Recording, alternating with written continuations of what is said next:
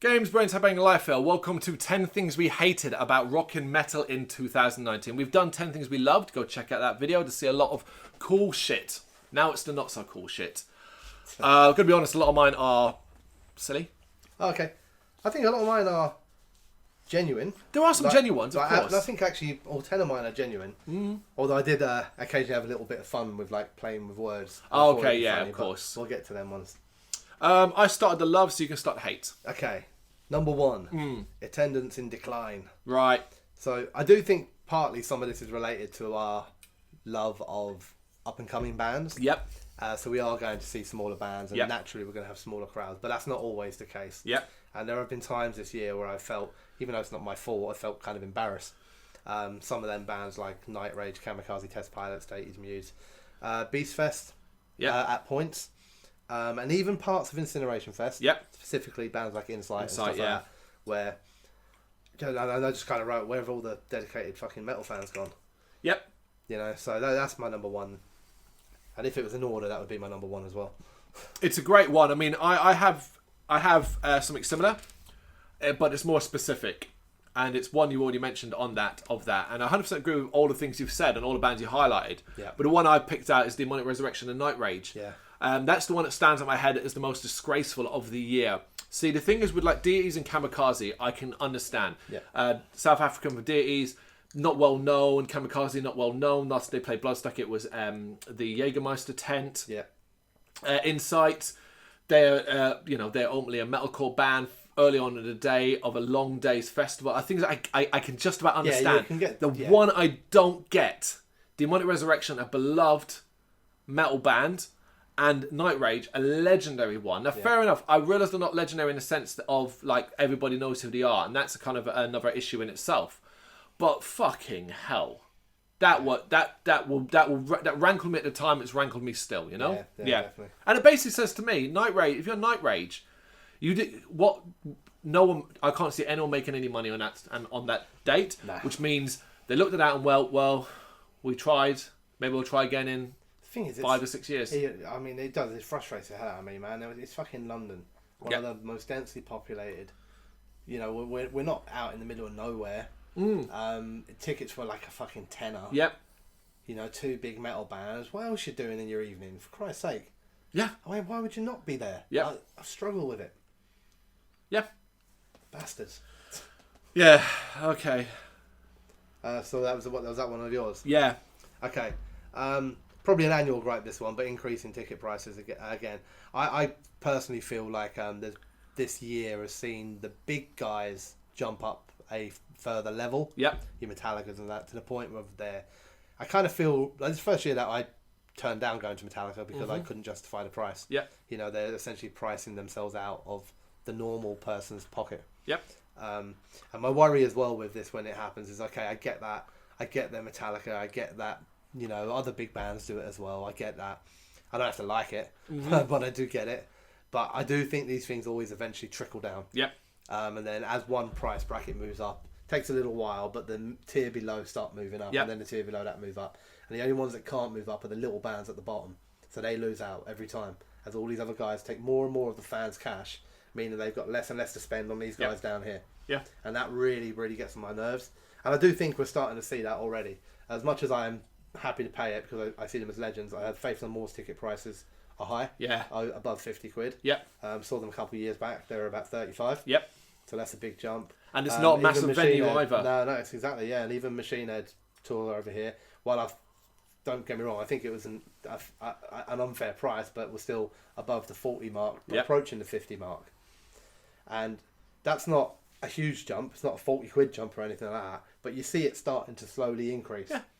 And it annoys me. I don't know where does it stop? Yeah. When there are no little bands left. Yep. You know, when we can only afford to do 1 gig a year, or you know we wouldn't because we never get ourselves in that situation. Yeah, yeah. But when people go, you know what? There's Metallica are playing, and then there's all these little bands I'd like to see, but I'll have to go. I'll get my Metallica ticket, and then I'll just have to not go to any of them. Exactly that. Yeah. You know. Yeah. It's something that could apply, as I say, to the last couple of years, but it is something that's been more noticeable in 2019, and I don't see it changing in 2020. The Batushka debacle, although it technically happened at the end of 2018, it really took flight this year. Although it has resulted in funny memes and jokes and stuff like that. Ultimately, let's step back here and look at this bullshit.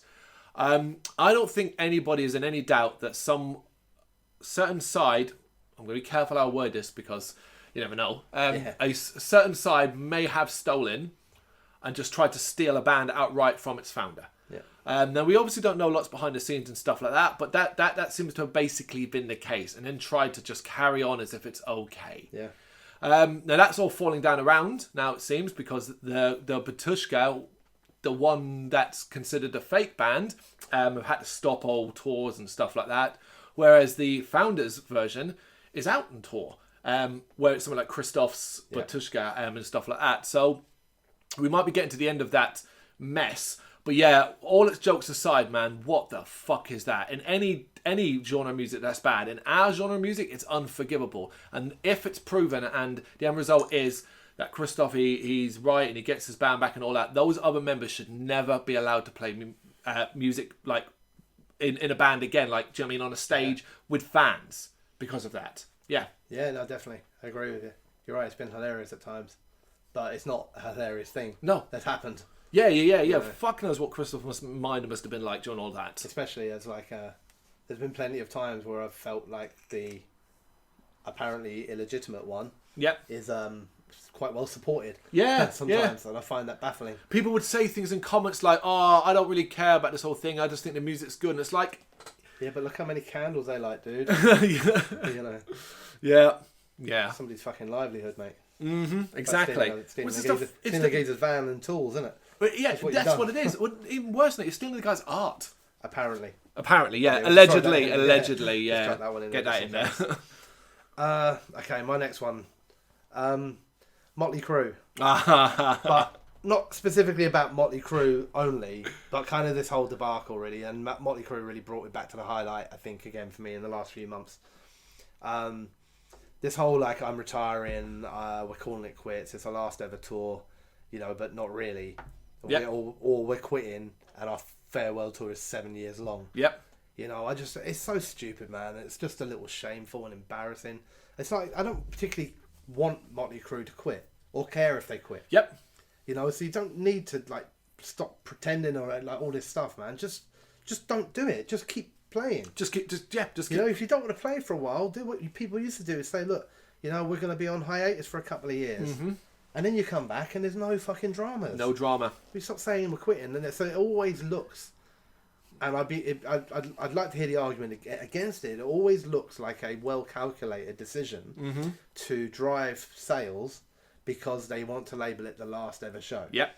The last ever tour, that sort of thing. Otherwise, why would you do it? Yeah, of course. And that's it. So it looks like you're trying to rip us off. Yes. You know, and they're not alone. That's why I said Motley Crue, but you're not alone. Like Kiss. You know, don't tell me for 1 second that this tour is Kiss's last tour. Considering they've done last tours in the past. Yeah. Several of these bands you've mentioned, be it your Aussies, your Black Sabbaths and all that, have gone last final tours back in the fucking 90s. Yeah. And here we are again in 2020, and Kiss apparently are down and are playing the last ever UK date. You'll never convince me that band won't pop up again in the future. Definitely not. I also have Motley Crue. However, I've chosen one specific thing. I've now calmed down since when we actually recorded the video about Motley Crue, and I am now in that state where, you know, who cares? They come back and people want to pay, go see them, good for them, go fucking nuts, you idiots. However, what bugs me still is one of the reasons given for coming back. Now, if Motley Crue were just like, we just want to play. Yeah. We just want to play. Even if we just said, mistake. Yeah. Change our mind. I would have no issue with that. It's when they say shit like, millions are clamouring to see us. Millions of new fans are clamouring to see us after watching The Dirt on Netflix. Get fucked! No way! Millions ain't watched that, for starters. But also, no one's watched the fucking Dirt. Your crap-ass biography that's, you know, glosses over most of the actual stuff that happened and stuff, and went, oh God, I really wish that I could see that band now, even though that fucking thing is focused on the 80s careers and stuff. Just that, it just, to me, makes them look like idiots. Looks like idiots. Just say, look, we really want to play together. Yeah. That's it. We miss playing together. Say shit like that, I'm going to be like, oh, that's cute. Right. You know? Fair enough. Yeah. But you can still only do that once. Yeah. You can't then go, right, we're quitting again, and then come back a year later going, oh, we miss each other again. Yeah, of course. Yeah, okay. Yeah. But this is the worry with these things. You're right. Like, you know, if they want to come back, I'm the same. Like, that's up to them if fans want to pay it. But my worry is that what it does is that if they go out on tour, yeah, and I've no doubt that they'll sell out fucking pretty much everywhere they go. Right, they'll make tons of money. And what that does is it says to other bands that this is the way to do it. Yep. Do you know what I mean? It says to the next band who decides, like, do you know what? We're getting to the end of that. Let's try and have a big payday. Best way to do that. Let's just call it the last ever tour. Yep. Because it works. It's all is forgiven when you change your mind a couple of years later. Yeah. But there you go. Yeah. God damn it. So Fear Factory. Yeah, okay. A negative for me this year. These ongoing legal issues, which are still ongoing. I just really wish they could sort stuff out, man. It's really hampering the band releases, gigs, getting to see them, almost forgetting about them. Yeah. And they're basically lawsuiting the band out of existence. Yeah. You know, and I understand that they don't get on. But surely all of those members who've had an impact into the legacy of Fear Factory don't want to leave it in tatters, man. Fucking find a way to settle something and move on. Whether it's giving up the name, whatever it is. But what they're going to end up doing is almost like just leaving Fear Factory as this forgotten memory that was left in tatters. Yeah. You know, it's just ridiculous, man. Just find a way to fucking deal with it and then move on. I think it's a wicked way to put it, forgotten. That's a band I barely thought about in 2019.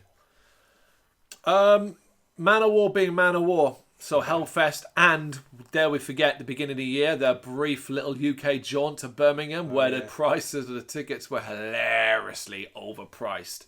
Everybody jokes. They're a joke within metal. Everybody jokes about them, and then they come along and they're just like, "Yep, they prove it." If they could have had a worse 2019 for PR, I don't think there's a band who had a worse 2019 for PR. However, because I believe some of those metal fans are thick as shit. If Manowar are like, oh yeah, cool, right, we're going to do shows in 2020 and stuff like that, and we'll be in England and stuff like that, and we'll be charging 100, people still pay it because they like that band, regardless of the stupid antics and the fact that, you know, the prima donna stuff, it's proven. How the fuck can you just go, we're not playing Hellfest because, according to Hellfest, we couldn't sound check at a certain time and stuff like that. Yeah. Just abandon an entire festival of 100,000 people who could have been there to see you and go, nope, don't care. Didn't make it up to him, came out with a statement and said, sorry, well, you know, we blame Hellfest, we'll make it up to you in the future, but didn't. It was sorry, it was somebody else's fault. Yeah, which is not a sorry at all.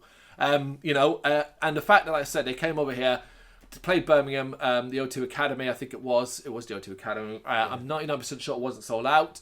And that shows the size of them in this country now. At least the UK fans have a little bit more like, okay, yeah, we're not actually okay with Manowar. But yeah, Manowar, they've been a joke within the circus, well, but to see it firsthand is amazing. Yeah.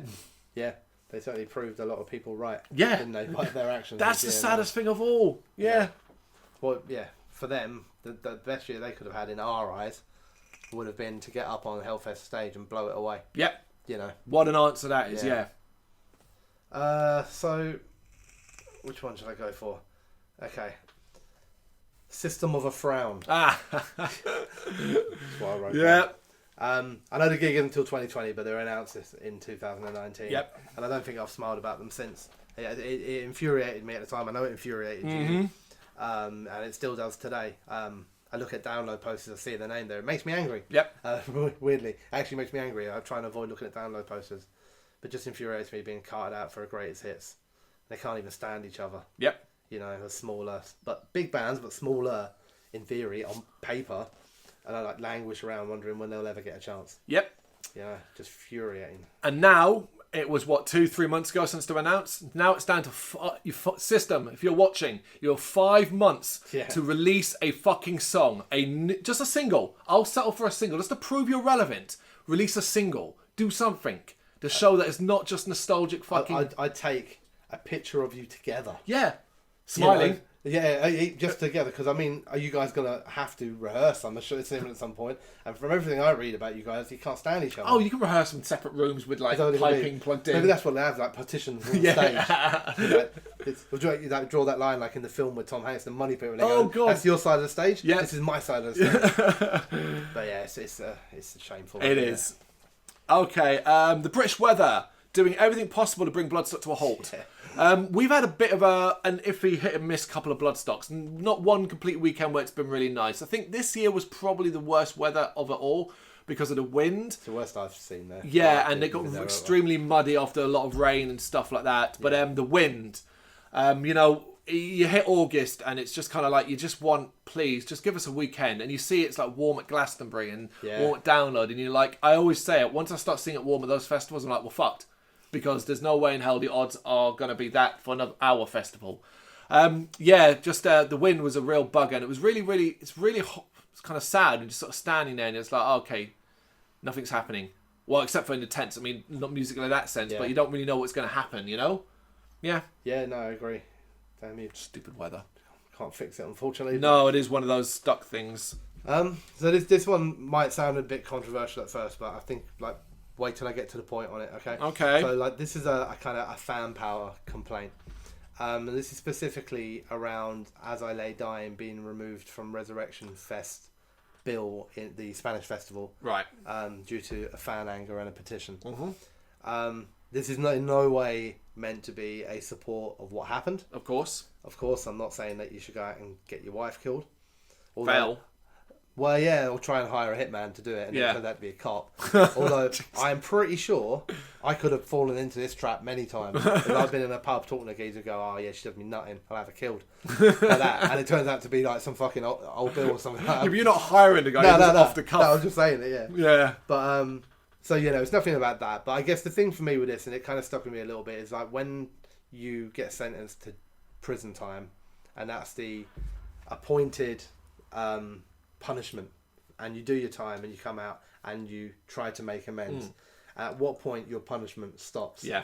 Now, I get completely if a festival feels like you shouldn't be on the bill or something like that. That's fine. Yeah. I understand that some people say, look, what happened? I know you've done your time, but you have to rebuild your life elsewhere. This is not for us. Yep. But what happened here is that the festival added them to the bill. Yep. And they were added through petitions. So there was a selection thing, and they were the most voted for band to be added. And they got added. And then a further petition then had them removed. And the festival released a statement which included this part of it. I'm not going to read the whole statement, but the decision to include the band As I Lay Dying in this year's edition, the same way many other European festivals are planning to do next summer, is that we believe in social reintegration and in the right of people to rehabilitate after having met a conviction. Essentially, you've done your time. We understand that this opinion by the organisation of the festival is shared by a large part of the festival attendees who have all requested the band in the polls. Yep. But given the debate and the division that was created, and in order to maintain a prevailing atmosphere of harmony, we have made a decision to remove them from the bill, basically. Yeah. And I really like the way that kind of went down, to be honest with you. It's nothing about As I Lay Dying and all that sort of stuff. It's about the fact that a collection of fans can vote in a poll and have a band added. Yeah. And then another collection of fans can petition in outrage and have them removed. And I don't know. I really don't like the way it went down. It doesn't sit right with me. And this again is no defense of As I Lay Dying or anything like that. I just think that what's the point of the prison punishment if your punishment doesn't really start till you get out? We discussed this at length in a previous video, this in 2019, about it. We are both advocates for doing your time, effectively doing the time, and being given a second chance, depending upon the severity of your crime, of course. One of the things that we talked about As I Lay Dying and was about how we noticed and we paid attention to, it wasn't just I came out of prison, I did my time, now let me start a band up and never talk about it again. It's been very, very vocal. In fact, I watched a video about it, and the one where he meets the rest of his band.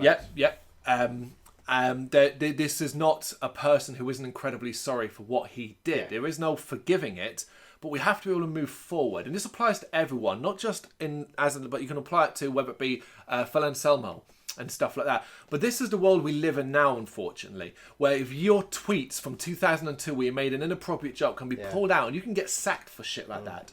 The woke culture as it was. And everyone who is involved in that and who's really vocal and goes, I'm going to try and get you on based on this, because, well, I'm sure you could find stuff on us. Needs to be careful on this, because we've all fucking done it. Please don't look. No, shit. But we've all done stupid shit at stupid times in our lives. You can stand it. You can basically don't throw stones in glass houses, you regrets, fuckers. Man. you know. And this thing, I agree with Resurrection Fest pulling them if they felt it was needed. I'd love to know quite how loud, because what it sounds like to me was the vocal minority got their way. That's what it sounds like to me, and that's the bit I don't like about it. Because what I think should have happened is I think Resurrection Fest should have had the strength to stand by their guns, but it's not even their guns, to stand by the publicly published polls they put out and the results of those polls, which were their fans. Yeah. And then the people who were not happy with them being there can protest the band when they're there. They can hold banners up. They can refuse to watch them. They can, you know what I mean? That's how that, to me, should be handled. I don't think the festival should have bowed to the vocal minority, because I think it sets a dangerous precedent. It does. Firstly, for people who do genuinely want to rehabilitate, and it's a way of saying to them, well, you can't fully. Yeah, you don't get a second chance. Secondly, where what happens the next time a band's done something a bit naughty that you don't agree with? I'm not saying it's right, but like it might be something lesser, and the vocal minority decide they want them not there as well. You know. See, even where we're talking, someone could pull us apart here and be like, "Oh, you're advocating support for racism and stuff like that," and it's like, we're not. That is not what we're saying. We are talking about second chances.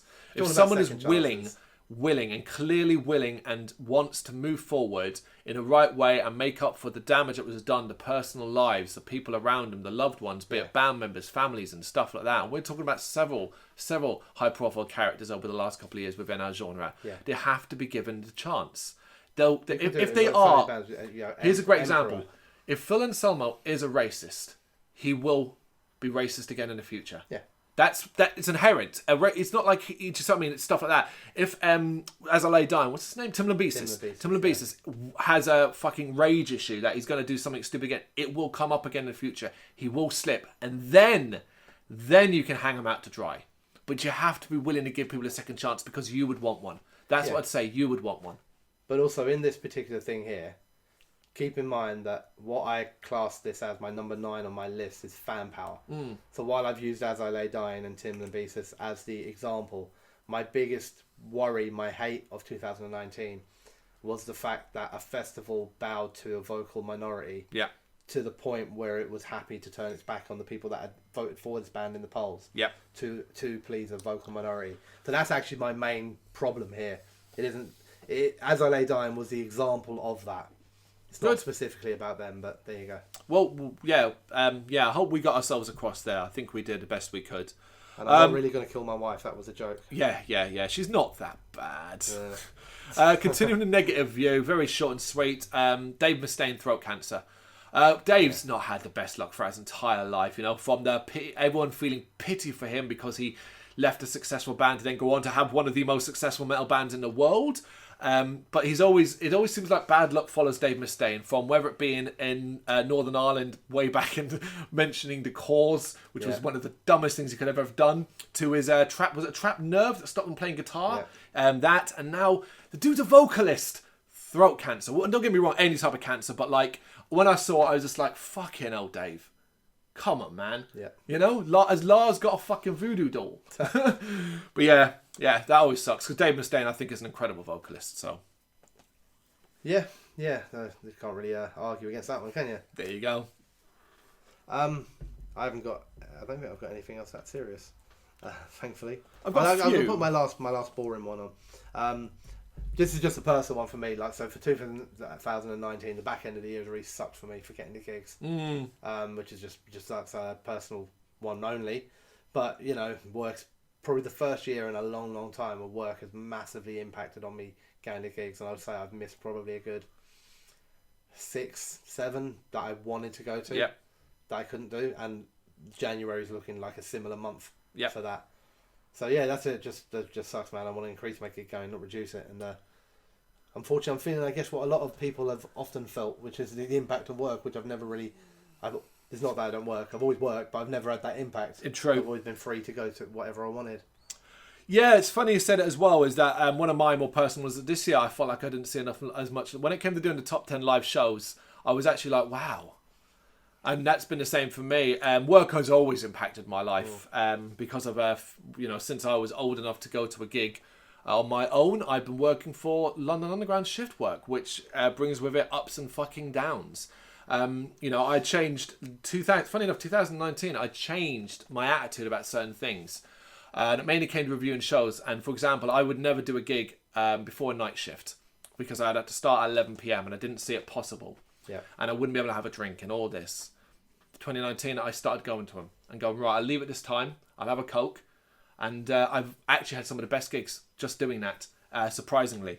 So that's been a big pisser for me, basically. Yeah, so I actually have it as well. Just, wanting to see so much live music and seeing a lot of bands. And, for example, Deadwood Lake, April, playing in London. Can't wait to go. Look at my shifts. I'm down as a late, which means I couldn't be at that gig at all unless I plan ahead and get it off if I possibly can, which isn't always easy on London Underground. What's call it? So, like, that shit, So, it pays the fucking bills, but Jesus, work's annoying for like shit. Yeah, definitely. Yeah. Yeah, I can't even pop out to it because I'm in another country. Yeah. Okay, another one on my list then. The return to Brixton. Like, don't get me wrong on this, right? Right. I like Brixton Academy as a venue. Yep. O2 Academy Brixton, as it's now called. But my God, for us, for me personally, it's a mission to get to and get back from. And I would just prefer Camden any day. Yep. That's really it. I prefer Camden, specifically the Roundhouse. Yes. I think it's a better all-round venue anyway. It's easy to get to, better drinking areas around it. And just recent times, there's some really big bands that have played the Roundhouse. And that seemed to be, I was like, oh, this is great. Machine Head do the Roundhouse now, all that sort of stuff. While She Sleeps, the Roundhouse. And now they all seem to be switching back to Brixton. Yeah. So I don't know what's happened with O2 drop their prices or the Roundhouse, their cuts or something like that. But what the reason why everyone's suddenly gone back to Brixton. But whatever it is, can you all fucking come back to the Roundhouse, please? It's so much easier. Yeah, I mean, I prefer it as a venue too. When I saw Faith No More were doing Brixton, I was like, oh, cool, I've never seen them at Brixton. But I was like, oh, what's the Roundhouse? Saw them at the Roundhouse, now they're at Brixton. Yeah. Machine Head at the Roundhouse, now they're at Brixton. Yeah, and Machine Head was going to be... Goodwood Kajira have been at fucking the Roundhouse. Oh, God, yeah. Okay, straightforward. The end of Slayer. The reason why it's on a hate one, because ultimately I'm not actually that bothered. But when you really stop to think of it, we are now entering 2020. We've now entered 2020.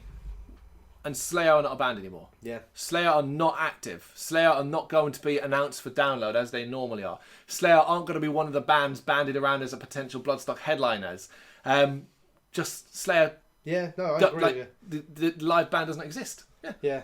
I think it's that's definitely an end of an era, man. Yeah. Definitely an end of an era. Yeah. Although if they announce a fucking comeback next year, then that will actually be... We'll talk differently about it. it. Yeah, we will, definitely. But I don't think they will. I've got a feeling that they're legit.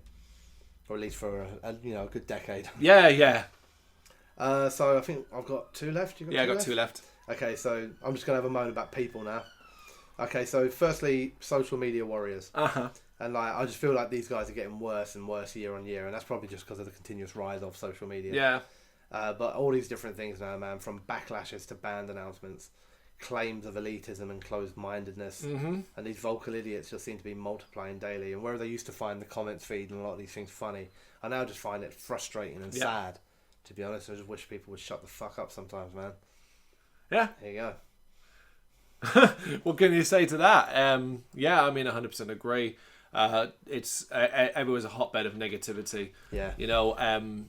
It drives me nuts that me and Dan have a reaction video to a Nana War of Steel song called Reggaeton or whatever, and it's a reaction video, guys. Like when it's nothing special, but because we're not reacting in a certain way, or one person, we didn't watch it with the fucking subtitles on, it's just like you got to get your vitriol out, and it's just like, fuck's the matter with you, man? Everyone's got a complaint, just we're literally two fucking people sitting in our home going, oh, yeah, this would be fun for our YouTube channel, and no one's forcing you to watch it. But then you're sitting and going, tap, tap, tap, tap, tap. I must say something. That's what it is, isn't it? That's exactly what it is. It's the word comment underneath these things. It makes people feel like they have to write something, whereas you don't. Sometimes it's okay to just shut up and not say anything. Yeah. Somebody announces a band you don't like. You don't have to go onto that feed and go, I don't like them. Yeah. It's okay to not say anything. Keep your mouth shut. Yeah. Absolutely. Nothing drives me more nuts than the Bloodstock announcer band comments, and you get a list of people commenting this. 1 out of 3 for me. Yeah. 2 out of 3 for me. 0 out of 3 for me. Yeah. Fuck. Who gives a fuck? No. Who gives a fuck? Especially when it's followed with, oh, no bands for me this year. I'll still go. Yeah. Why? Because really, there are bands there for you. You fucking lying prick. Just like no one gives a fuck how many bands you want to see. Just fuck off with that shit. All right. Actually, my last two aren't good ones either. All right. Ozzy. Poor Ozzy, man. What a rough year he's had. Yeah. And apparently it's still continuing. From, the fall, then he got sepsis in hospital. Obviously the tour, and it was supposed to be starting in February, but from reports we're whispering you here, he's not well, man. Yeah. He's not well. It's worrying times, man. It is. He's not a young man. No, he's And not. He's not a healthy man. So, yeah, it's been a rough year for Ozzy Osbourne. Let's hope he pulls through. Of course. So my last one, which is kind of connected to my social media warriors a little bit, but it's about a specific thing, and it's this idea that everybody's a headliner. This wild claims that every single band is a headliner. Yep. I get you like them. That's nice. I like lots of bands too. But surely you've got to have the brains to understand that a headliner needs to be of a certain size, scale, quality, accessibility, stage show. It has to have certain things about it. Festival announce a headliner announcement these days, and it comes with comments saying about, they hope it's their mate John's band from down the pub. Yep. 2019 was devastated. rough for that. And I know that's an extreme example about it, but every festival, and it's not a Bloodstock specific one because I think they do it everywhere, and it's like headliner announcement coming, and everyone's like, I hope it's this band, and you're like, it's not going to be them, they've got 4 fans. Yeah. Oh, I was really disappointed, I really thought it was going to be these guys, and it's like, but they're dead. Do you know what I mean? It's like, get a grip, people. Yep. Yes. Right, last one, and it's a massive downer. Sorry to end on a downer, but it is the hate. Yep. Do not do what I did, which is when deciding to look at talking points for the decades for a video we were going to do and change their mind, go to the Metal Archives and click on deaths. 2019 was, and like loads of them I don't know, but the list is too long. Like, it is fucking insane. And way too many of them are suicide. Yeah. And so on, or drug overdose, accidental overdose, and stuff like that. The ones where it's undisclosed, which essentially means Yeah. a similar thing. But it is really longer than I thought. When I'm like, oh, okay, that's more than I thought. Okay, all right, that's not nice. So yeah, it just makes for sober reading, man. Yeah. It really does. You ain't got to be playing, you ain't got to be headlining festivals to be feeling in rough shape for bands, basically. Yeah. So, there's a lot of unknowns out there that I'm like, I've never heard of this band, but like they're listed and stuff like that. Yeah. Just another shitty thing about 2019. It sucks, doesn't it? Yeah, 2019 sucked. And on that positive note, there you go. There's our 10 things we hated about rock and metal in 2019. Of course, make sure you check out the 10 things we loved about 2019 as well for a bit more positivity. Let us know what some of the things you hated about 2019 was in the comments. Be nice. Yeah. Don't be a dick. Thank you very much for watching. You can check us out on gbhbl.com as well as on Facebook, Instagram, Twitter and Tumblr. Go to Patreon and help us out over there. That's patreon.com/GBHBL, as well as Big Cartel, where you can find some of our merchandise. We have a podcast running on SoundCloud and Apple Podcasts. And of course, if you like this video, do us a favour, hit the subscribe button and help the channel grow. Games, horror and heavy metal. What else is life for?